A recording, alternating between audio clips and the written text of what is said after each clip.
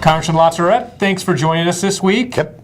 So there's actually things happening here in D.C. Contrary to the prevailing wisdom that nothing was going to occur the rest of the year, we actually have stuff to talk about. I wanted to lead off with tax extenders that were considered by the Ways and Means Committee this week in the House. Talk to us a little bit about that. Well, there's 55 provisions of the tax code, commonly known as tax extenders, that have or will soon be expiring. And we've talked before about Chairman Camp, the chairman of the Ways and Means Committee, rolled out his vision of comprehensive tax reform. That sort of sat for a little while, was criticized from everybody, which probably means he's onto something. But the expectation was, as we get into May, then both the House and the Senate are going to deal with some very important provisions of the tax law when it comes to business in particular. And so the action this week was on the House side. We had talked before about the Senate identifying 41 of them that they were going to talk about. On the House side, they moved forward on 6, and probably the key ones in that folks would be interested in from a business perspective are, one, the research and development tax credit, that you have the opportunity to deduct that, and then also depreciation expensing for the purchase of new equipment, sort of the accelerated depreciation for new equipment purchase that obviously is intended to help manufacturing. Well, and the House they've taken a different approach. While in the Senate they've been talking about a 2-year extension, Camp actually is trying to make some of these, the 6 that you talked about them taking up this week, permanent. Yeah. Which is, if they can do it, you obviously have to find the money because of the way things are scored here. But that would be a big step. I mean, if for instance, a company doing business in Ohio knew that the research and development tax credit was going to be available in every tax year and not just next year and maybe the year after, you can actually do some planning, God forbid. And so I'm a big fan of what Dave Camp is attempting to do. The question is going to be whether he can drag some of this stuff over the finish line and find the necessary offset to make them permanent, which is, it's this goofy accounting system that really puts everything into a cocked hat because, if you just do an extender for 2 years, that has a certain price tag. If somebody has to expense it out over the forever because it's permanent, people will say, oh, you're blowing a hole in the budget and so forth and so on. And so I think permanent is better, and I commend them for looking in that direction. Well, while extenders was moving forward, something else did not move forward, which was the minimum wage increase in the Senate. That came as no surprise to anyone. I think if there was any surprise, it was the fact that only one Republican voted to move forward on debate on a minimum wage increase. Yeah. Susan Collins' compromise approach wasn't going anywhere. Harry Reid and Tom Harkin, who are the author of the Democratic bill to raise it to 1010, don't seem interested in negotiating at all. Is this really purely about politics at this point? Yeah, this is about having the issue going into the November election rather than actually trying to find something that's palatable. There were a couple of Republicans that probably would have dealt with them, not to go, to 1010 in this period of time, but to do something on it.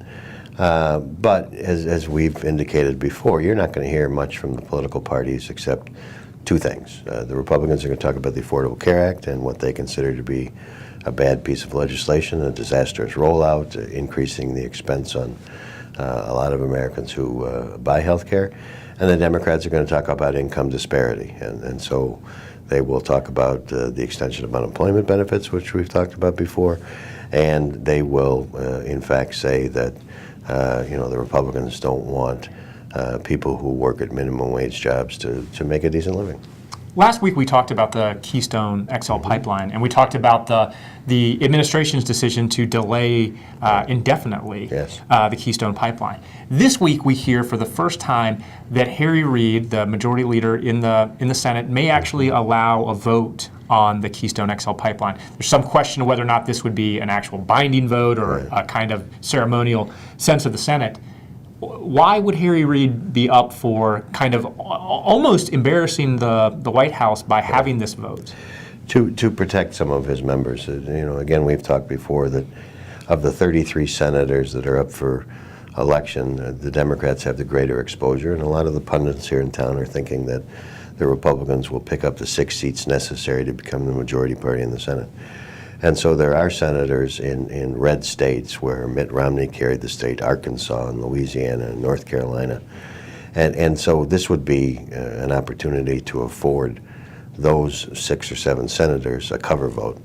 Manchin, even though he's not up, but in West Virginia, the person running for Jay Rockefeller's seat in West Virginia wants some place to go to say that she is supportive of the Keystone Pipeline because it resonates down there. So it would be a cover vote. It would be a political vote. And for that reason, I doubt that it's going to be binding. I think it's going to be one of these sense of Congress things, but we'll see. Right, well, that in a quarter will get us a newspaper, right? That's exactly right. Well, the last thing I want to talk to you about, something that's actually we've mentioned before, and it actually seems like we're starting to see some movement on it, and that's the highway bill. Talk to us a little bit about what's going on right now.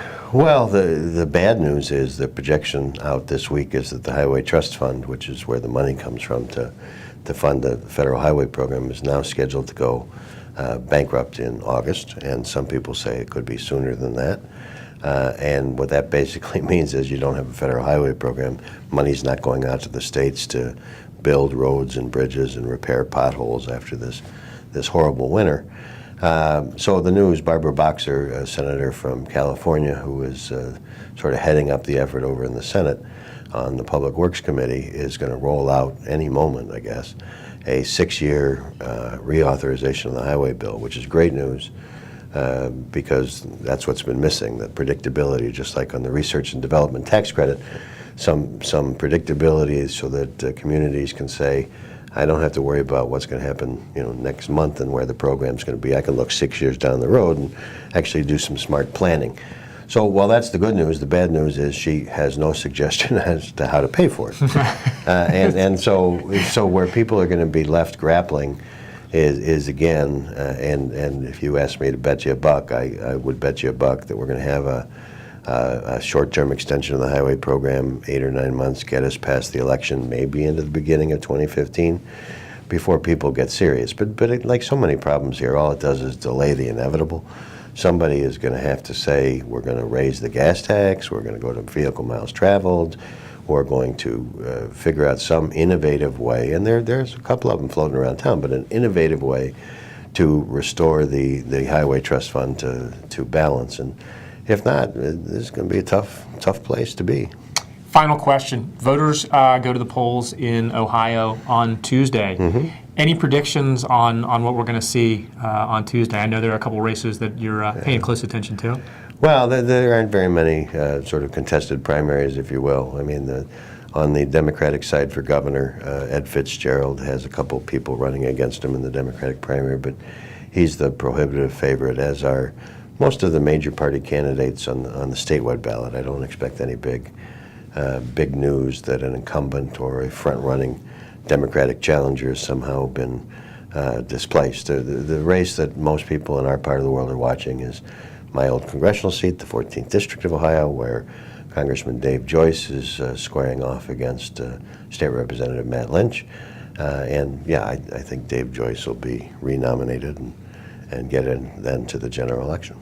Well, we'll look forward to seeing how accurate your prognosticating was next week. I think I've done that one pretty well. I think you probably have too. Thank you once again, Congressman LaTourette. You bet.